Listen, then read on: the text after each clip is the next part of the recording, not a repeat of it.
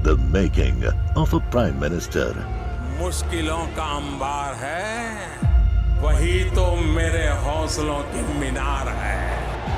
हिंदुस्तान में दो प्रधान दो निशान नहीं चलेंगे। अगर इतनी ताकत ये पाकिस्तान के खिलाफ लगा दे तो आतंकवाद आजाद हो गया। हम चुनौतियों से टकरा रहे हैं। सर्जिकल स्ट्राइक और एयर स्ट्राइक करके नए भारत के सामर्थ्य का संदेश भी दे दिया है। तुम उठो, तिरंगा लहरा दो। जननायक नरेंद्र मोदी के 20 वर्ष पुराने भाषणों पर आधारित एक बेहद लोकप्रिय कार्यक्रम। क्या कहते हैं नरेंद्र मोदी?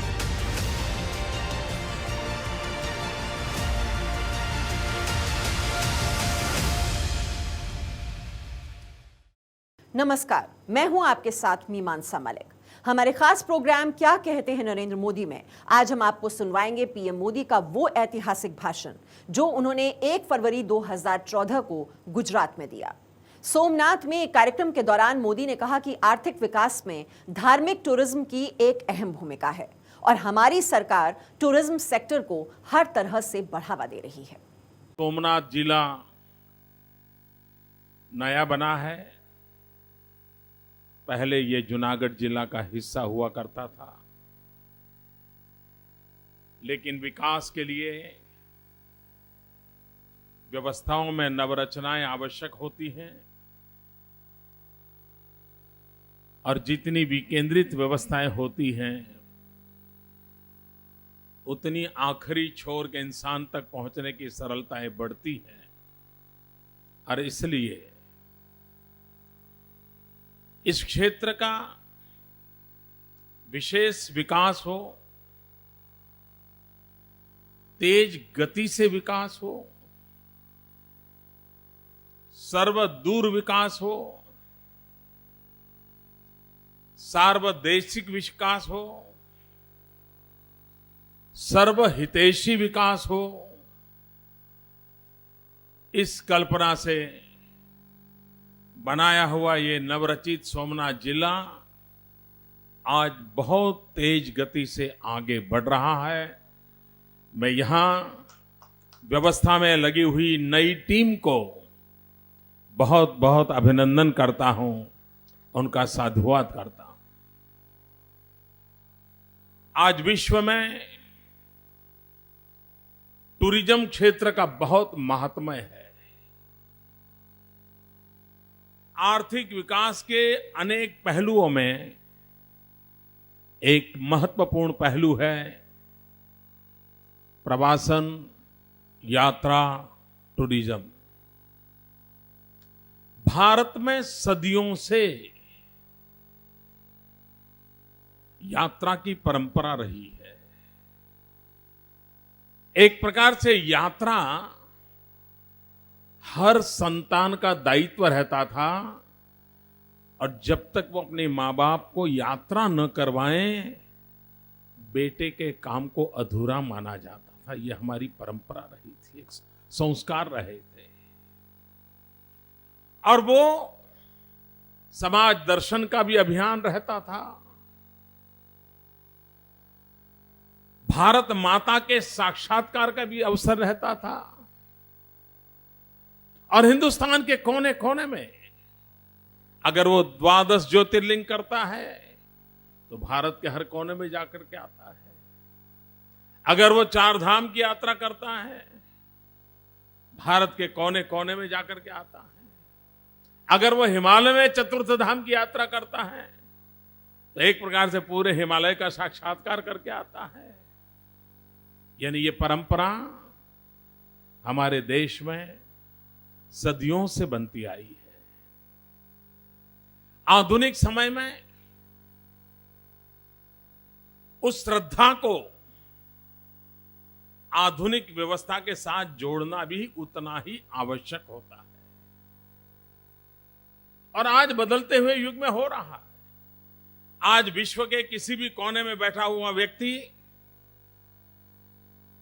स्काइप के माध्यम से, इंटरनेट के माध्यम से सोमनाथ दादा के दर्शन भी करता है, पूजा भी करता है। अंबा माता की आरती में वो शरीक होता है तो विज्ञान भी भली भांति के तरीके से उन श्रद्धा को बल देने का इन दिनों काम कर रहा है। जिस प्रकार से वक्त बदलता जा रहा है, व्यवस्थाओं को भी विकसित करने की आवश्यकता रहती है। और गुजरात की विशेषता रही है जन भागीदारी से विकास। विकास की नई ऊंचाइयों को पार करने के लिए जन भागीदारी को गुजरात ने प्राथमिकता दी है। और आज महेश्वरी समाज के द्वारा निर्मित एक सबसे बड़े विशाल भवन का लोकार्पण हो रहा है। मैं महेश्वरी समाज के इस भवन के निर्माण में दान करने वाले सभी दाताश्रियों का हृदय से अभिवादन करता हूं, उनका बहुत बहुत अभिनंदन करता हूं। और तीर्थ क्षेत्र पर किया हुआ दान न सिर्फ स्वयं को संतोष देता है, आने वाली पीढ़ियों को भी सुख देता है। और इसलिए हमारे यहां तीर्थ क्षेत्र के दान का महात्म्य विशेष माना गया है। मैं आज स्वर्ण मंदिर बनने जा रहा ये सोमनाथ का मंदिर, हम इतिहास में पढ़ते थे कि ये सोने के अंबार थे इस मंदिर में। तभी तो आतताइयों ने बार बार इसको लूटने की कोशिश की थी। हर मार्ग से उसको लूटने का प्रयास हुआ था। हमारी वो विरासत लूट गई थी। और कभी कभी मैं सोचता हूं, अगर सरदार वल्लभ भाई पटेल न होते तो ये सोमनाथ हमारे पास होता क्या।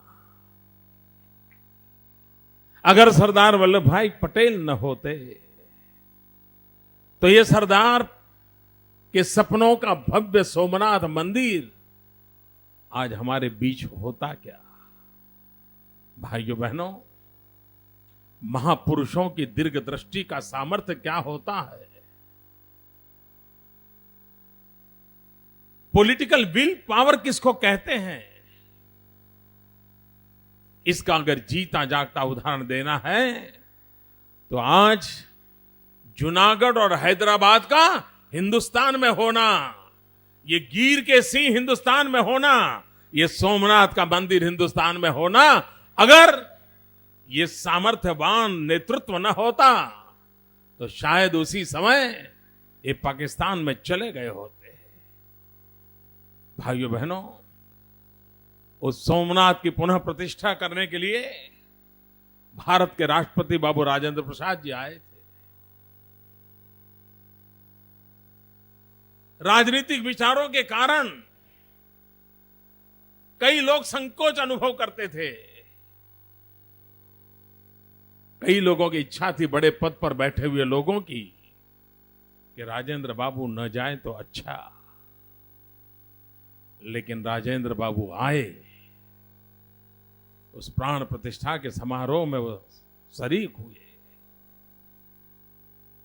उन्होंने न ही इसकी प्राण प्रतिष्ठा की है, उन्होंने भारत के राष्ट्रपति ने उस दिन भारत की सांस्कृतिक विरासत को भी नए प्राण देने का प्रारंभ किया था। और इसलिए मैं आज उनका भी पुण्य स्मरण करना चाहता हूं।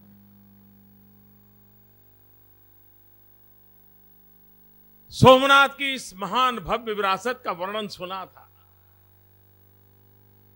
लेकिन क्या कभी किसी ने सपना देखा था कि वो सोमनाथ का मंदिर फिर से स्वर्ण जड़ित बन सकता है।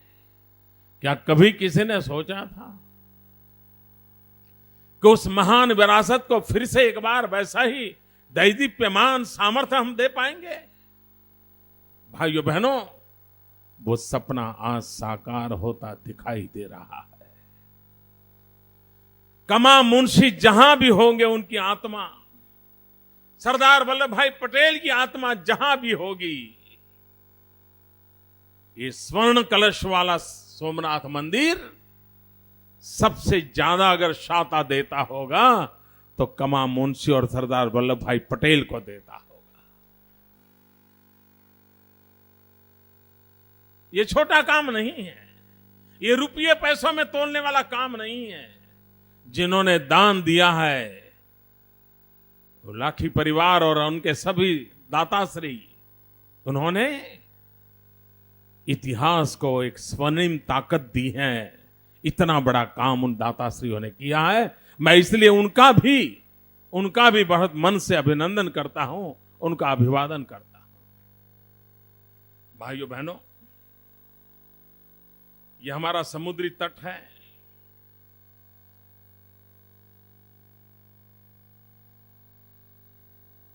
कुछ घटनाएं ऐसे घट जाती हैं, इसका इतिहास से नाता भी जुड़ जाता है। हमारे देश में आज से 37 ईयर पहले कोस्ट गार्ड की शुरुआत हुई थी। कोस्ट गार्ड का संबंध समुद्री तट से रहता है, वहां के नागरिकों की सुरक्षा से रहता है, सामुद्रिक कारोबार से रहता है। आज संयोग से कोस्ट गार्ड की भी वर्षगांठ है। मैं उस कोस्ट गार्ड के रूप में सेवा बजा रहे उन सभी यूनिफॉर्म वाले साथियों को भी जय सोमनाथ कह करके ईश्वर उनको शक्ति दे, ऐसी प्रार्थना करता हूं। हमारे गुजरात के विकास की यात्रा में यह समुद्र तट कभी संकट माना जाता था। लोग अपने गांव छोड़ छोड़ करके चले जाते थे। पानी नहीं, कृषि की संभावना नहीं, यहां की हवा पनपने दे ऐसा लगता नहीं था। सारी दुनिया में सबसे अधिक विकास होता है समुद्र तट के शहरों पे होता है। दुनिया भर में पानी एक प्रमुख आधार होता है विकास की यात्रा में। लेकिन पता नहीं हम ही लोग उस हालत में चले गए, नहीं भाई कच्छ काठियावाड़ छोड़ के भागो, कहीं भी नौकरी मिल जाए, मजदूरी मिल जाए, जाओ छोड़ो। और यहां हम लोग गांव छोड़ छोड़ करके जा रहे थे। क्यों? समुद्र से क्या निकालेंगे? कुछ मछुआरे परिवार थे, वो बेचारे अपना जिंदगी गुजारा करते थे। हमने इस सोच में बदलाव लाया। 1600 किलोमीटर का समुद्र तट भारत की समृद्धि का प्रवेश द्वार क्यों न बने? क्योंकि हिंदुस्तान का भाग्य विधाता इस समुद्र तट क्यों न बने? उस सपने को साकार करने के लिए कई इनिशिएटिव लिए और आज विश्व व्यापार के युग में गुजरात का समुद्री तट एक बहुत बड़ी शक्ति बनकर के उभर रहा है। और जिस प्रकार से समुद्री तट का व्यापारिक दृष्टि से विकास हो, उसी तरह समुद्री तट के रहने वाले, जो तट पर रहने वाले हमारे सागर खेड़ू भाई बहन हैं, उनका भी एम्पावरमेंट होना चाहिए, उस क्षेत्र का भी विकास होना चाहिए। और सिर्फ ये गुजरात ने सागर खेड़ू विकास योजना लगाई। हजारों करोड़ रुपयों की लागत से सागर खेड़ू विकास योजना लगाई। करीब 60 से ज्यादा कौशल्य वर्धन केंद्र शुरू किए, जिसको भारत सरकार ने भी बहुत उसकी तारीफ की है। The making of a prime minister. मुश्किलों का अंबार है, वही तो मेरे हौसलों की मीनार है। हिंदुस्तान में 2 प्रधान 2 निशान नहीं चलेंगे। अगर इतनी ताकत ये पाकिस्तान के खिलाफ लगा दे तो आतंकवाद आसमान हो गया। हम चुनौतियों से टकरा रहे हैं। सर्जिकल स्ट्राइक और एयर स्ट्राइक करके नए भारत के सामर्थ्य का संदेश भी दे दिया है। तुम उठो, तिरंगा लहरा दो। जननायक नरेंद्र मोदी के 20 वर्ष पुराने भाषणों पर आधारित एक बेहद लोकप्रिय कार्यक्रम क्या कहते हैं नरेंद्र मोदी